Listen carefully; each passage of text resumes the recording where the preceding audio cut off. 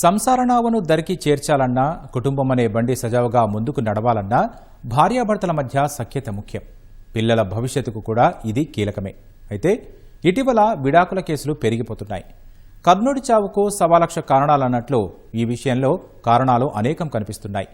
మారుతున్న సామాజిక ఆర్థిక పరిస్థితులు, చిన్న కుటుంబాలు పెరిగిపోవడం, సామాజిక మాధ్యమాలు వీటిలో ప్రముఖ పాత్ర పోషిస్తున్నాయి. పెద్దలు కుదిర్చిన వివాహాలే కాదు, ప్రేమ పెళ్లిళ్లు కూడా పిటాకులవుతుండడం భార్యాభర్తల సంబంధానికి తీవ్ర విఘాతంగా మారింది.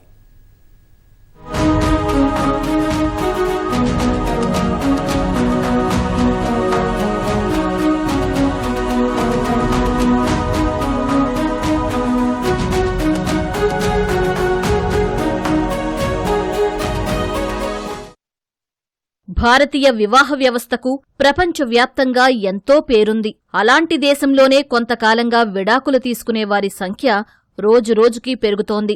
ఒక రకంగా చెప్పాలంటే ప్రస్తుతం విడాకుల ట్రెండ్ నడుస్తోంది. కొన్ని కారణాలు చాలా చిన్నగా, వింతగా అనిపించినా కోర్టు మెట్లెక్కుతున్న వారి సంఖ్య పెరుగుతూనే వస్తోంది. వీరిలో చదువుకున్నవారు కూడా ఎక్కువగా ఉంటున్నారు. ఆర్థిక స్వాతంత్ర్యం, మారుతున్న సామాజిక పరిస్థితులు, తానే గొప్ప అనే ధోరణులు, ఇలా విడిపోవడానికి ఎన్నో కారణాలు కనిపిస్తున్నాయి. ఇద్దరి మధ్య అభిప్రాయ భేదాలకు కారణమవుతున్నాయి. పెరిగి విభేదాలుగా మారి తర్వాతి కాలంలో గొడవలకు దారితీస్తున్నాయి. సర్దుబాటు చేసుకోలేని క్రమంలో గొడవలు పెరిగి పోలీస్ కేసులు, కోర్టులు, చివరకు విడాకులతో పరిసమాప్తి అవుతోంది. భార్యాభర్తలిద్దరూ ఉద్యోగాలు చేస్తుంటే కుటుంబ బాధ్యతలు పంపకం, ఇంటి పనులు, పిల్లల పెంపకం వంటి విషయాల్లో గొడవలొస్తున్నాయి. వర్క్ కల్చర్ అంటే సాఫ్ట్వేర్ ఉద్యోగులు గంటల తప్పుడు పనిచేయటం, లేకపోతే కంప్యూటర్లు కతుక్కొని పనిచేయటం, సోషల్ మీడియా అడిక్షన్స్, ఇవన్నీ కూడా విడాకులకు దారితీస్తున్నటువంటి చాలా ఘోరమైనటువంటి సంఘటనలు మన ముందు కనపడతా ఉన్నాయి.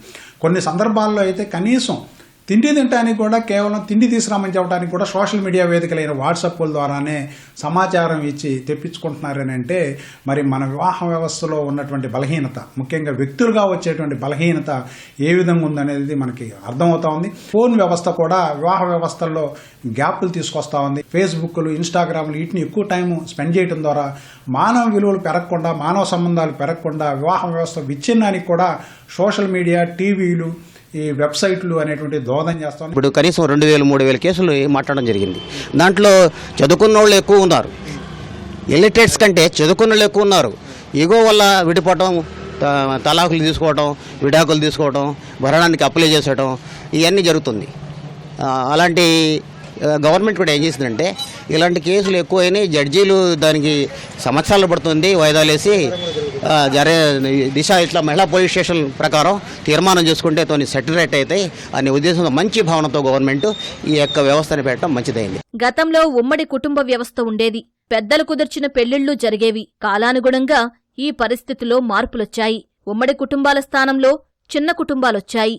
అప్పట్లో భార్యాభర్తల మధ్య ఏవైనా విభేదాలొస్తే ఇంటి పెద్ద పరిష్కరించేవారు. ఇద్దరి తరపు పెద్దవారు కూర్చుని 4 గోడల మధ్యే వారి మధ్య అంతరాన్ని తొలగించేవారు. దంపతులు ఇద్దరూ ఉద్యోగస్తులైతే బాధ్యతల పంపకాల విషయంలో తేడాలొస్తున్నాయి. మరికొందరు కంప్యూటర్లు, సెల్ఫోన్లతో పనిచేస్తూ సంసార జీవితానికి దూరమవుతున్నారు. స్మోకింగ్ ఎక్కువైపోయి, తర్వాత ఆల్కహాల్ ఎక్కువ తీసుకోవడం, తర్వాత షుగర్ పేషెంట్లు, ఇవన్నీ కూడా ఇప్పుడు యంగ్స్టర్స్లో చూసినట్లయితే షుగర్స్ ఈవెన్ చిన్నపిల్లలకి 20 ఏళ్ళకి వచ్చేస్తుంది. సో ఎవరికైతే షుగర్ ఎక్కువ ఉంటుందో, ఎవరైతే స్మోకింగ్, ఆల్కహాల్ తీసుకుంటారో వాళ్ళని ఏమవుతుందంటే స్పెర్మ్ కౌంట్ అనేది తగ్గిపోతుంది. ఒకటి భర్త వైపు ఉన్నాయి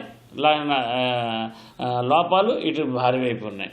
కమింగ్ టు అట్మాస్ఫియర్ కండిషన్స్, ఇప్పుడు అట్మాస్ఫియర్ అంతా కూడా హైలీ పొల్యూటెడ్. దానివల్ల కానివ్వండి, డైట్ ప్యాటర్న్ అనమాట, అంతా ఆర్టిఫిషియల్ డైట్స్, ఇవన్నీ మిక్సర్స్, బయట హోటల్స్లో అనేక రకాలు మిక్స్ చేసి పెట్టడం వల్ల కూడా, ఆ డైట్ వల్ల కూడా స్పెర్మ్ కౌంట్ తగ్గిపోవడం, ఇవన్నీ కూడా వచ్చే అవకాశాలు ఉన్నాయి. వివాహ బంధంలో దంపతుల మధ్య పరస్పరం ప్రేమానురాగాలు ఉంటేనే ఆ కాపురం సజావుగా సాగుతుంది.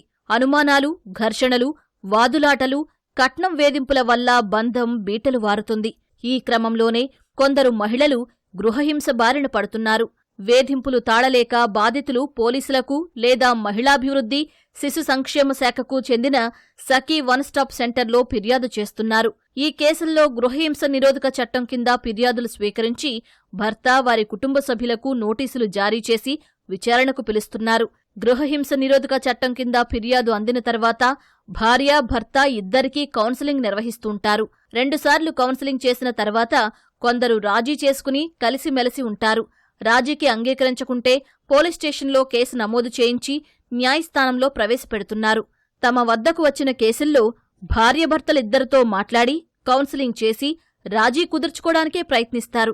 కొందరు అంగీకరిస్తున్నారు. అంగీకరించిన వారిపై కేసులు నమోదు చేసి కోర్టులకు పంపిస్తున్నారు. అయితే రాజీతోనే కుటుంబాలు నిలబడి పిల్లలను చూసుకునే అవకాశం ఉంటుందని సఖీ నిర్వాహకులు చెబుతున్నారు. కట్నం ఎక్కువగా అడుగుతున్నారండి అనేది ఒకటి. ఆడపిల్లల తల్లిదండ్రులు ఎక్కువ వాళ్ళని ఫోర్స్ చేయటం, మా పిల్లలు మీ పని చేయిస్తున్నారు, మీరు ఇచ్చేస్తున్నారు అని చెప్పని. మెయిన్ ఆడపిల్లల తల్లిదండ్రులు ఇప్పుడు మెయిన్ ఎక్కువగా ఉందన్నమాట. ఇష్యూస్ అనేది బాగా జరుగుతున్నాయి. మెయిన్ ఏంటంటే ఒక భార్యాభర్తలు ఉన్నప్పుడు ఆడపిల్లల తరపు నుంచే ఎక్కువ మంది వాళ్ళని ఇచ్చేస్తున్నారన్నమాట. మా అమ్మాయి ఏ పని చేయదు, మా అమ్మాయి సపరేట్గా కాపురం పెట్టాల్సిందే, మేము అత్తగారింటి దగ్గర మేము ఉండం, మేము సపరేట్గా ఉండాలి అనే దాని మీద ఎక్కువ. దానివల్ల ఏంటంటే వాళ్ళిద్దరికి కుదరకపోవడం వల్ల ఏంటంటే నన్ను హెరాస్ చేస్తున్నారు, అధిక కట్నం అడుగుతున్నారు అనేది మెయిన్ ఎక్కువ వస్తుంది. మనకి మంత్లీ వచ్చేసరికి ఎంత లేదన్నా ఒక 20-30 కేసులు ఫైల్ అవుతూ ఉంటాయి. ఇందులో ఎక్కువగా మనకి నేటి యువత అది ఫైనాన్షియల్ ఫ్రీడమ్ అవ్వచ్చు, వాళ్ళకు వచ్చిన ఇప్పుడున్న జాబ్స్ కావచ్చు, సోషల్ మీడియా అవ్వచ్చు, అనేక రకాల కారణాలతోనే భార్యాభర్తలు విడిపోవడానికి ఇంకా అవకాశం ఉంటుంది ఎక్కువగా. గణాంకాలు, కేసులు బట్టి చూస్తే నేటి సమాజంలో పెళ్లి ఎంత సహజమో విడాకులు కూడా అంతే అనే పరిస్థితి కనిపిస్తోంది. విడాకులకు దారితీసే పరిస్థితులు, కారణాలపై జరిపిన సర్వేలో చాలా రకాల కారణాలు వెల్లడయ్యాయి. వాటిలో 7 రకాల కారణాలు అందరిలో కామన్గా కనిపిస్తున్నాయి. ఆర్థిక సమస్యలు, వివాహేతర సంబంధాలతో మోసం, ప్రేమ లేకపోవడం, అత్యాశ, ఇష్టంలేని పెళ్లి, శారీరక సాన్నిహిత్యం లేకపోవడం, సాన్నిహిత్య లోపం, మానసికంగా ఒంటరిగా ఉన్నప్పుడు జంటగా ఒకే ఇంట్లో నివసించినా అందులో జీవం ఉండదు. ఫలితంగా కాలం గడిచే కొద్దీ ఆ బంధం బీటలు వారిపోతుందని నిపుణులు చెబుతున్నారు. ఇద్దరు షేర్ చేసుకుందాన్ని ఇద్దరు భావం లేకపోవడం, కొద్దిగా మిస్అండర్స్టాండింగ్స్, మిస్కమ్యూనికేషన్ జరగడం, ఈ యొక్క ప్రాబ్లమ్స్ వస్తున్నాయి. చిన్న విషయానికే ఉప్పులో కూరలో ఉప్పు లేదని చిన్న ఇష్యూస్కే రేజ్ అయ్యి సినిమా తీసుకెళ్లేదు, నన్ను లాంగ్ చేయలేదని ఇట్లా చిన్న విషయాలు చదువుకున్న వాళ్ళు ఇది జరుగుతుంది. దానివల్ల ఏంటంటే ఇష్యూస్ రేజ్ అవుతున్నాయి. ఇది పూర్వం ఉమ్మడి కుటుంబాలు చెప్పేవారు. ఇప్పుడు అంతా చిన్న ఫ్యామిలీస్, న్యూక్లియర్ ఫ్యామిలీస్ అయిపోయి మరి ఎవరు చెప్పేవాళ్ళు లేక సరైన సలహా చేయకపోవడం వల్ల ఇవన్నీ కూడా జరిగి మిస్అండర్స్టాండింగ్ ఒకదాని కూడా పెరుగుతున్నాయి. ఎవరిని పెళ్లి చేసుకోవాలి, ఎప్పుడు పెళ్లి చేసుకోవాలి, అసలు పెళ్లి చేసుకోవాలా వద్దా అనేవి వ్యక్తిగత అంశాలు. మన దేశంలో పెళ్లికి ఎప్పటికీ చాలా ప్రాధాన్యముంది. సహజీవనానికి చట్టాలు అనుమతిస్తున్నా అందులో విడాకులకు అవకాశాలు లేవు. దేశంలో అన్ని మతాల్లోనూ పెళ్లి ప్రాధాన్యత తగ్గలేదు. కాకపోతే వివాహాలు కాలానికి అనుగుణంగా మారుతున్నాయి. కులాంతర, మతాంతర వివాహాలు జరుగుతున్నాయి. ఇదే క్రమంలో విడాకులు పెరుగుతున్నాయి. ఓ జంట విడాకులు కోరటానికి చాలా కారణాలుండొచ్చు. హిందూ వివాహ చట్టం 1955 ప్రకారం భార్య లేదా భర్త తమ వివాహాన్ని రద్దు చేసుకునే హక్కు ఉంటుంది. ఈ చట్టంలోని సెక్షన్ 13లో ఏ కారణాలతో విడాకులు తీసుకోవచ్చో కూడా పేర్కొన్నారు.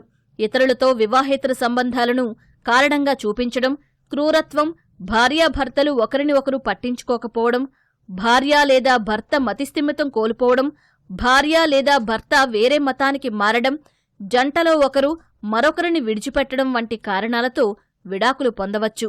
భార్య లేదా భర్త 7 ఏళ్లపాటు కనిపించకుండా పోతే అతడు లేదా ఆమెను మరణించిన వారిగా పరిగణిస్తారు. అప్పుడు దీన్ని కారణంగా చూపించి కోర్టులో విడాకులకు అభ్యర్థన పెట్టుకోవచ్చు.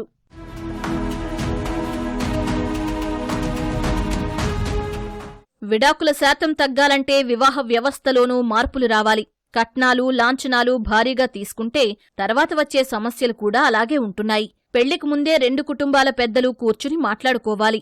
కట్న కానుకలు, ఉద్యోగం, జీతభత్యాలే కాక అబ్బాయి అమ్మాయి మధ్య అవగాహన ముఖ్యం. అలాగే వారిద్దరి ఆరోగ్యాలు ముఖ్యం. ఇటీవల చాలామంది పెళ్లికి ముందే వైద్య పరీక్షలు చేయించుకుంటున్నారు. సంబంధిత ధృవపత్రాలు కూడా 2 కుటుంబాల వారు ఇచ్చిపుచ్చుకుంటున్నారు. అలాగే కుటుంబ బాధ్యతల విషయంలో కూడా చూచాయిగా మాట్లాడుకోవడం మంచిదని నిపుణులు చెబుతున్నారు.